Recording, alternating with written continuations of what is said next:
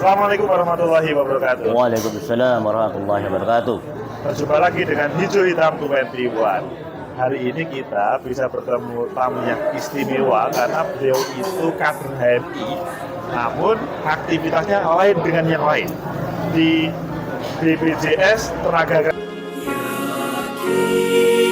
Kerja. Ketenaga kerjaan. Bagaimana kabarnya Mas Asar? Alhamdulillah Mas Agus, terima kasih banyak ini. Wah, Alhamdulillah. saya sudah dapat luar biasa ini bisa Alhamdulillah. masuk dalam hijau hitam.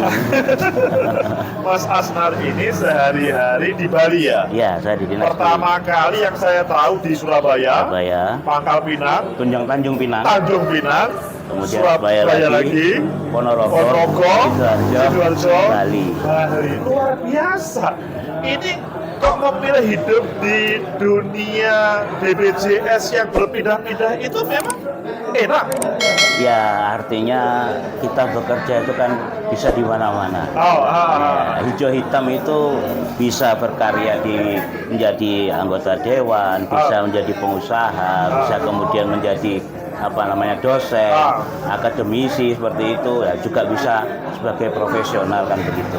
Gimana ceritanya Mas Asnar dulu kok selanjutnya hidup, maksudnya profesinya di BPJS? Gimana ceritanya? Ya, karena saya dari awal ajaknya, saya lulus tahun 96 dari Universitas Airlangga di FISIP UNER itu. Oh, FISIP UNER, oke. Ya. Nah, kemudian saya mencoba lah ya,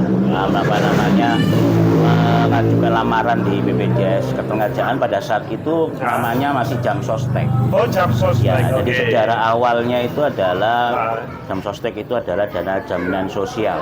Kemudian di tahun 77 itu berubah menjadi Perum Astek, kemudian menjadi PT Astek Persero. Di tahun 93 lewat Undang-Undang 392 itu lahirlah PT Jam Sostek Persero. Di Jam Sostek Persero itu merupakan badan BUMN ya. Kemudian di tahun 2014 lewat amanah Undang-Undang 24 tahun 2011 harus kemudian bertransformasi atau merubah menjadi Badan Hukum Publik, jadi BPJS Ketenagakerjaan. Ada dua BPJS di sini sebenarnya. Yang pertama adalah BPJS Ketenagakerjaan, transformasi dari perubahan dari PT Jam Sostek Persero.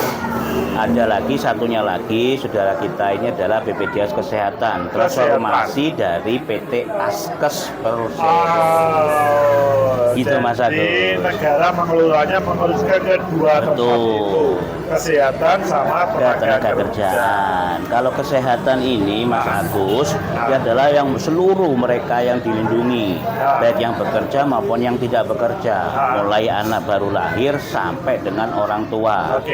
Kalau di ketenaga kerja ini yang dilindungi adalah yang pekerja, seluruh pekerja dalam sektor apapun, misalnya sektor penerima upah bekerja di pabrik, atau bukan penerima upah, mereka yang bekerja yang untuk artinya melakukan aktivitas untuk dirinya sendiri lah, itu aktivitas ekonomi untuk diri sendiri. Kemudian pekerja migran mungkin ini kebetulan ini di Ponorogo ya, Ponorogo tempatnya pekerja migran yang banyak kan begitu ya. Itu terus kemudian jasa konstruksi, jadi kalau perusahaan ada bangun infrastruktur seperti itu juga masih dalam wajib menjadi peserta. 1 Mei itu adalah hari buruh. Ya. Apa yang bisa dilakukan ketika ada demonstrasi buruh? Ya, biasanya kan memang buruh kan tuntutannya salah satunya pasti terkait dengan tenaga kerja. Ya, artinya kami sebagai badan penyelenggara, artinya kita berbicaranya adalah pada perlindungan pada pekerja. Ada demo-demo buruh itu biasanya kemudian terkait dengan upah UMK dari karyawan yang bekerja di pabrik-pabrik itu, ada perusahaan-perusahaan itu yang mereka menyaksikan pekerja. Ya kita kan hanya sebagai badan penyelenggara Mas Agus.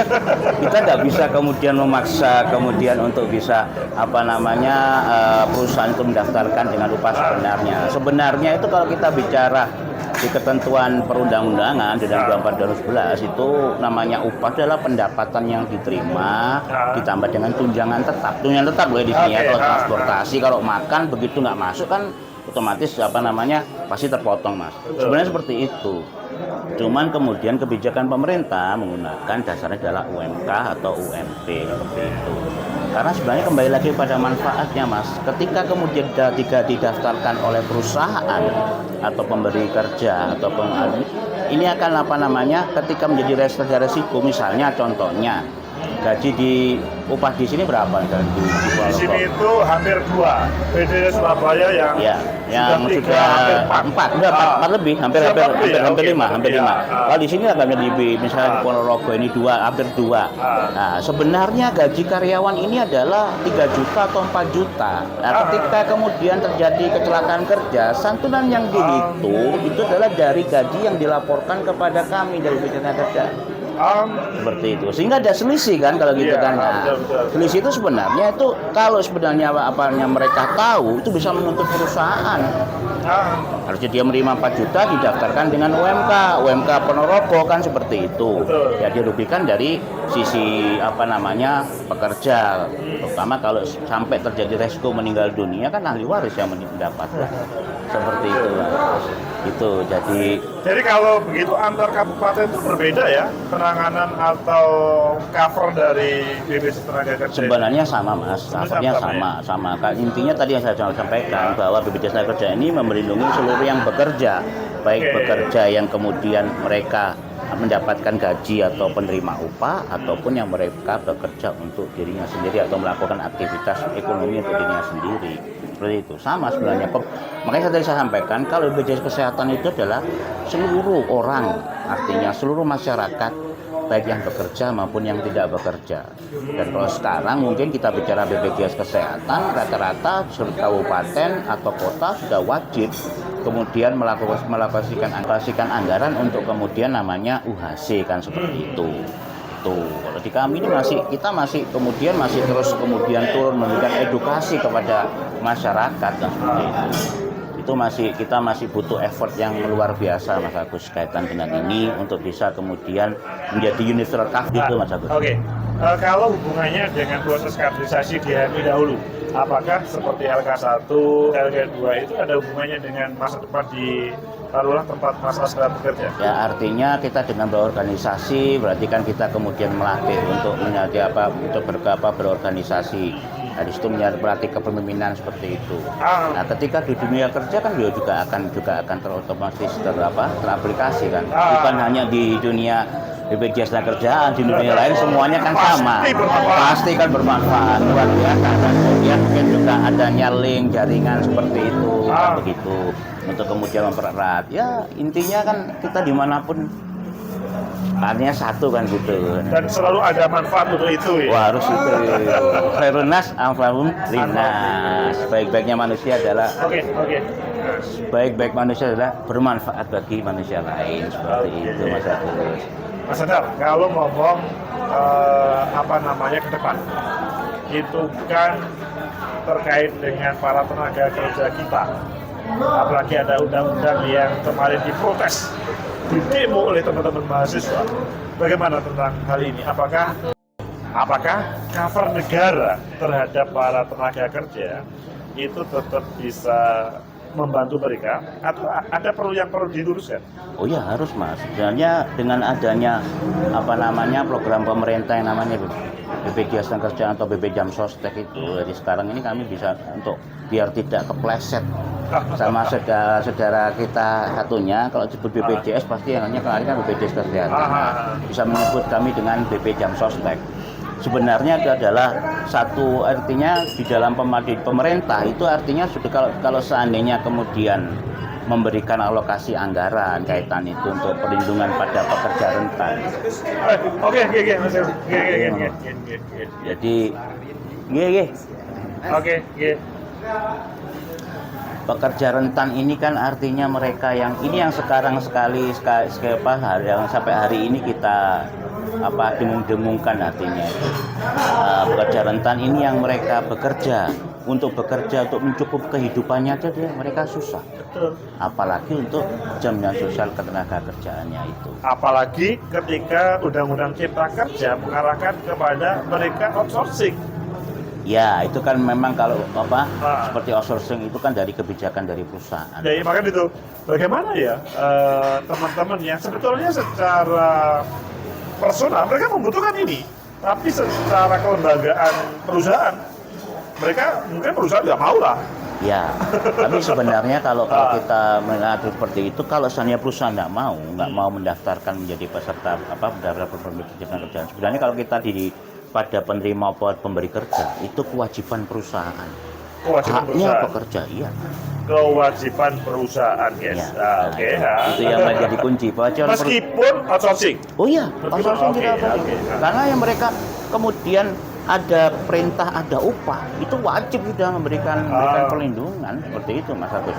Ketika perusahaan tidak mendaftarkan pekerja dalam program BPJS Ketenagakerjaan, artinya ketika ada resiko ya dihitung sesuai dengan ketentuan peraturan undang-undangan. Kalau meninggal dunia 48 kali gaji. Kalau gajinya UMK Surabaya berapa, UMK Ponorogo berapa dikalikan. Tambah dia biaya pemakaman, tambah santunan berkala. Lah yang penting ini adalah saat ini adalah adanya beasiswa yang diberikan kepada anak pekerja. Oke. Ya. Beasiswa ini Mas yang artinya sangat bermanfaat ketika pekerja baik tulang punggung keluarga malam resiko kecelakaan meninggal dunia. Anaknya ini bisa bersekolah mulai dari TK, SD, SMP, SMA sampai perguruan tinggi, lulus perguruan tinggi. Intinya bahwa perusahaan memiliki tanggung jawab besar. Ya, terkait tanggung jawab, dengan- kewajiban itu, kewajiban perusahaan itu. Jadi teman-teman yang mempunyai perusahaan, ini kewajiban kalian. Dan teman-teman yang sebagai karyawan, nah itu tetap mempunyai hak terkait dengan proses pekerjaan kalian. Ya, jadi hak dari pekerja, kewajiban dari pengusaha. Mas Asar, ini sebelum closing, apakah berbicara tenaga kerja yang ada hubungannya outsourcing ini, apakah juga ada hubungannya ancaman dengan para tenaga kerja luar terkait dengan ya yang menjadi tugas Mas Asar? Kalau dari sisi kami sih, kalau kami dari sebagai badan penyelenggara ya, dari program pemerintah ya kami kan tinggal menyelenggarakan aja. Kalau dari sisi luar mungkin sebenarnya outsourcing itu kan dari kebijakan dari perusahaan sebenarnya. Jangan perusahaan yang kemudian artinya apa? Mereka memikirkan karena outsourcing ini kan kemudian 2 tahun diputus kan seperti itu. Kan mereka memikirkan kalau kemudian sampai 2 tahun diangkat, dapat tetap di situ kan nanti bisa harus menjadi pegawai tetap. Betul. Kan undang-undang ketenagakerjaan kan bicara seperti itu kan itu. Itu Ya, maksudnya apakah orang-orang mereka adalah tenaga kerja dari Malaysia, dari Cina, ketika di Indonesia itu juga merupakan tanggung jawab perusahaan untuk mengcover seperti itu. Kalau seandainya kalau di kami ini ya setiap warga asing ya yang berjualan 6 bulan ya wajib menjadi peserta. Ya. Perusahaan wajib. Tetap wajib karena pelindungannya di situ tadi.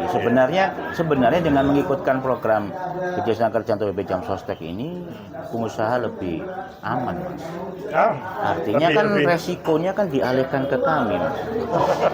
Resiko Terkait dunia kerja yang kita tidak tahu seperti apa selanjutnya. namanya resiko nggak ada yang tahu, Mas. Betul. Tapi setiap orang bekerja pasti ada resikonya.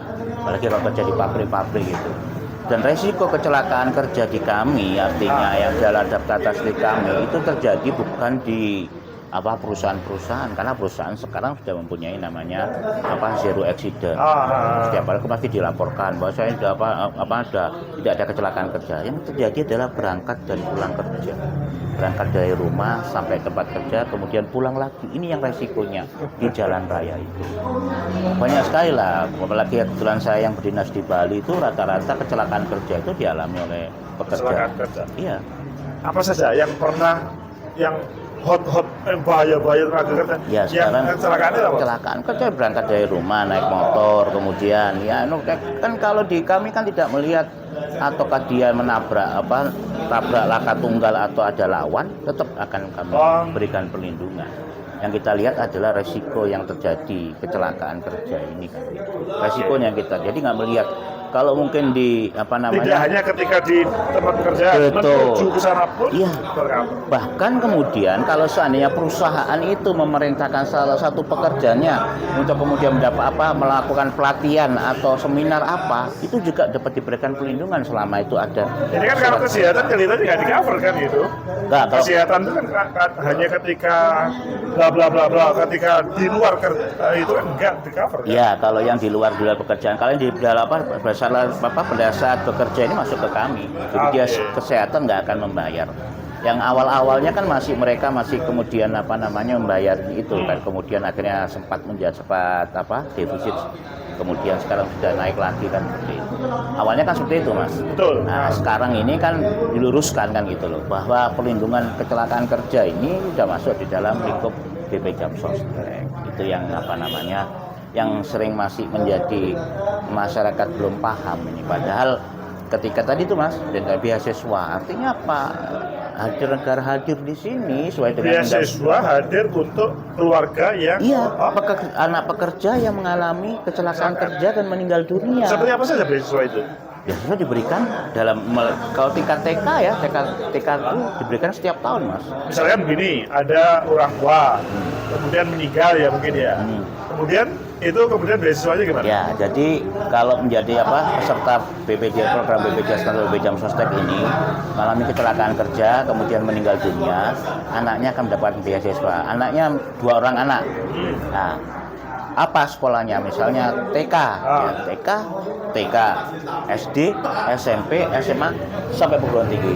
TK SD 1.500.000 setiap tahun ya. Kemudian SMP 2 juta, SMA 3 juta, perguruan tinggi 12 juta. Sampai perguruan tinggi di cover. Sampai lulus, artinya apa? Ini nggak putus sekolah, Mas, gitu loh. Kalau mereka yang penerima upah itu kan gajinya sudah UMK.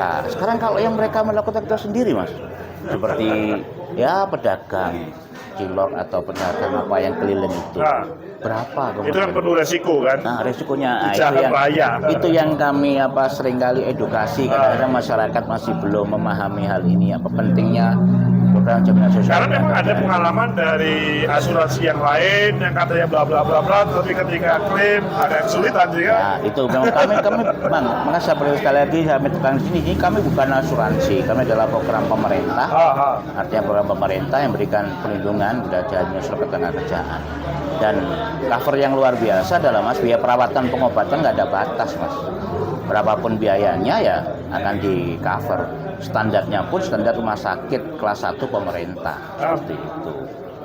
Mas Sadar, perbincangan kita sudah panjang lebar. Bisa closing statement untuk para insan kita ini.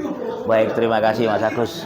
Closing statementnya mungkin bagi teman-teman atau sahabat-sahabat Yapusa atau senior-senior yang mempunyai usaha atau sebagai pemberi kerja, daftarkanlah karyawannya menjadi peserta program BPJS Ketenagakerjaan.